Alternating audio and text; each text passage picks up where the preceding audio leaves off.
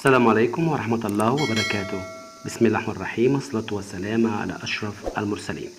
إن شاء الله في هذه الليكشر، في هذه المحاضرة، سوف نأخذ باسج أو comprehension، قطعة مهمة جدا جدا. من خلال هذه القطعة بنقدر نحن نتعلم إزاي نعمل extraction اقتباس للأنسر من خلال الباسج. شوف كده مع بعض الباسج بتقول إيه. read يعني اقرأ the following الآتي، then ثم بعد ذلك answer أجب the questions الأسئلة. last Friday يعني الجمعة الماضية. last يعني الماضية أو اللي فاتت، Friday الجمعة، يبقى last Friday يعني جمعة الماضية. Ali went the club. Ali يعني علي went ذهب to إلى حرف جر the club اللي هو النادي. طبعا went التصريف الثاني من verb go، والتصريف الثالث gone، بينما هنا الجملة في زمن الباست سيمبل الماضي البسيط، عشان كده استخدمنا السكند conjugation اللي هو التصريف الثاني. يبقى Ali went to the club، Ali ذهب إلى النادي. with يعني مع his father. his طبعا ليس لها معنى، ولكن هي لها يوزن، لها استخدام. وهز بمعنى صفة ملكية، adjective positive، صفة ملكية تأتي مع المفرد العاقل. بما ان طبعا علي مفرد عاقل، فبالتالي his father يعني والده. and mother and يعني mother يعني والدته. طب هنا بالنسبة عندنا his father and mother، ممكن اكتب كلمة واحدة بتحل مكان father and mother، كلمة واحدة بتحل مكان father and mother. يا ترى ما هذه الكلمة؟ هكتبها لكم دلوقتي، وهي كلمة parents. كلمة parents.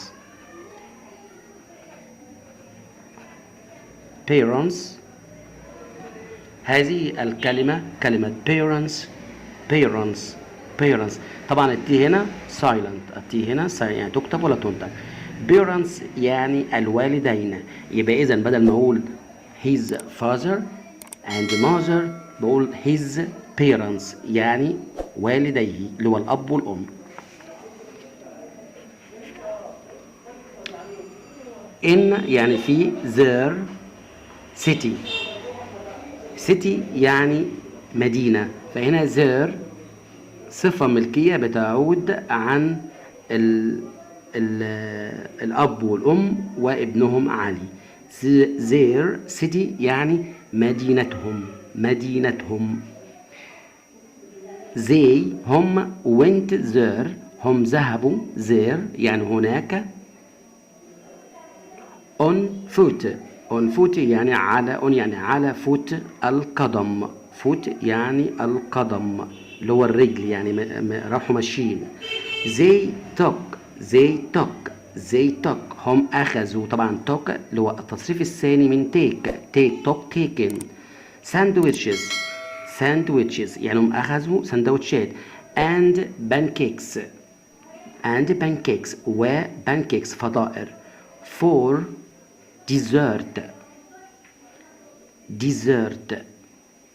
dessert يعني حلويات dessert. طب هنا بالنسبة لشطار كلمة dessert، لو حذفت حرف الاس يعني خليتها اس واحدة أصبحت desert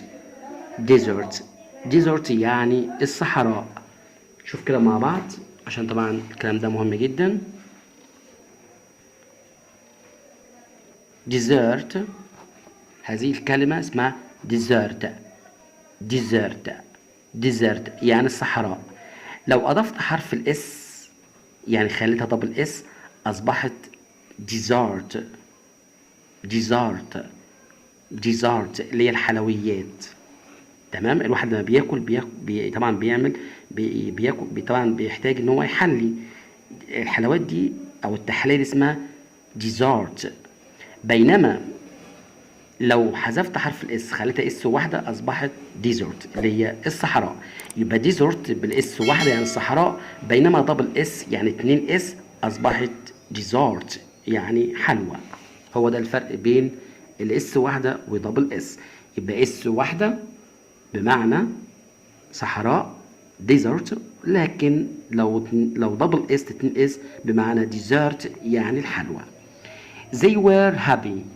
they were happy هم كانوا سعداء. were طبعا الماضي من تصريف اللي هو verb to be اللي هو is was been. طبعا هنا were بالنسبة لقاعدة verb to be، في قاعدة اسمها verb to be، وانا طبعا هسيبها لكم في اللينك في اول كومنت، في اول تعليق اسفل الفيديو، عشان طبعا القاعدة دي مهمة جدا. هنا were اخذ were عشان طبعا ده جمع ماضي فبياخد were، لكن لو جمع مفرد بياخد was. طبعا دي زي، فطبعا ما ينفعش اقول زي was، لا زي were. هسيب لكم انا القاعده، هذه القاعده اسمها مهمه جدا جدا، هسيبها لكم في اسفل الفيديو ان شاء الله. طبعا احنا قلنا هابي يعني سعداء.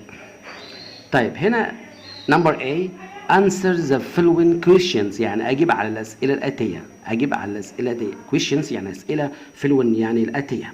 نمبر 1 what food did the family take. what food did the family take بمعنى يعني الأسرة ماذا أخذت الأسرة؟ الأسرة أخذت إيه؟ الأسرة أخذت إيه؟ طبعا هذا السؤال في صيغة الباست، في صيغة الماضي، يبقى إذا يا شطار لازم الإجابة تكون في صيغة الماضي.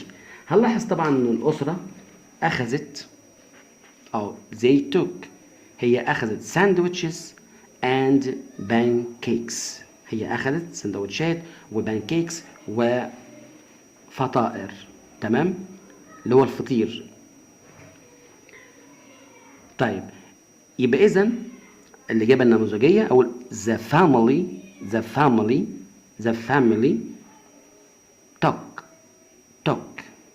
took أخذت sandwiches and pancakes.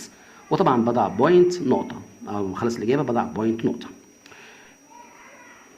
السؤال الثاني when did Ali go to the club. when did Ali go to the club يعني متى علي ذهب إلى النادي، راح إمتى؟ الإجابة النموذجية يبقى Ali went to the club. Ali went to the club last Friday يعني علي ذهب إلى النادي last Friday الجمعة الماضية. شوف السؤال نمبر بي. choose the correct answer. اختار الإجابة الصحيحة. Ali went to the club with his. علي ذهب إلى النادي with مع his space نقط friends أصدقائه ولا بيبس الأطفال ولا parents الوالدين. كلمة parents اللي أنا كتبتها لكم من شوية شطار اللي هي مكان father and mother. هنا طبعا الشطار عمل حركة ذكية، هو هنا كاتب في الباسج ان هو راح النادي مع والده ووالدته. هنا بقى في السؤال حذف father، شال father، حذف father and mother، حذفهم وعوضهم بكلمة واحدة وهي كلمة parents اللي هي الوالدين. فهمت يا شطار؟ أقول كمان مرة، كلمة parents يعني الوالدين، اختصار كلمة father and mother اللي أنا كتبتها لكم من شوية. يبقى إذن هو راح النادي مع الفاذر and mother مع والده ووالدته. هنا طبعا اختصرها وكتب مكانها parents يعني الوالدين، وكلمة الوالدين يعني الأب والأم. شوف سؤال آخر.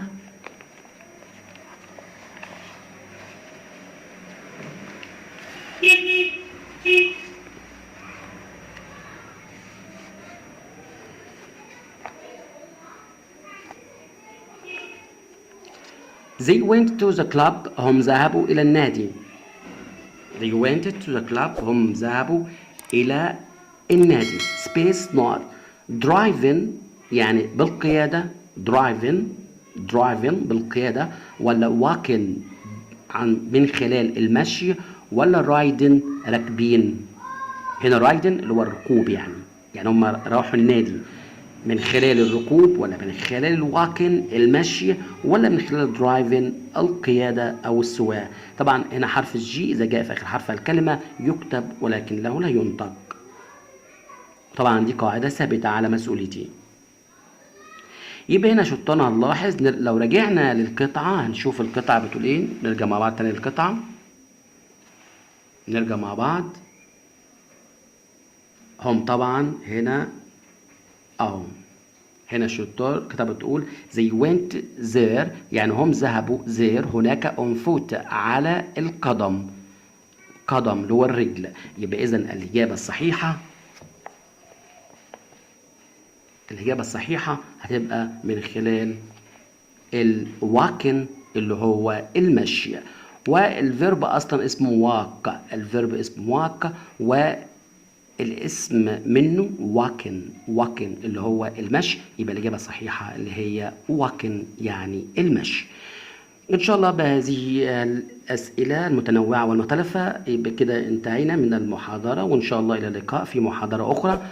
طبعا إن شاء الله لا ننسى اللايك، عشان طبعا اللايك بيعمل على سرعة انتشار الفيديو، ولا ننسى اشتراك، نعمل شير مشاركة مع الأصدقاء الآخرين حتى يستطيع الكثير والكثير من الاستفادة من هذه المعلومات القيمة. أترككم في رعاية الله ودمتم. إن شاء الله بإذن الله معايا سوف تحترفوا اللغة الإنجليزية وأيضا اللغة الفرنسية. أترككم في رعاية الله ودمتم، وإلى اللقاء في next lecture في محاضرة قادمة بإذن الله.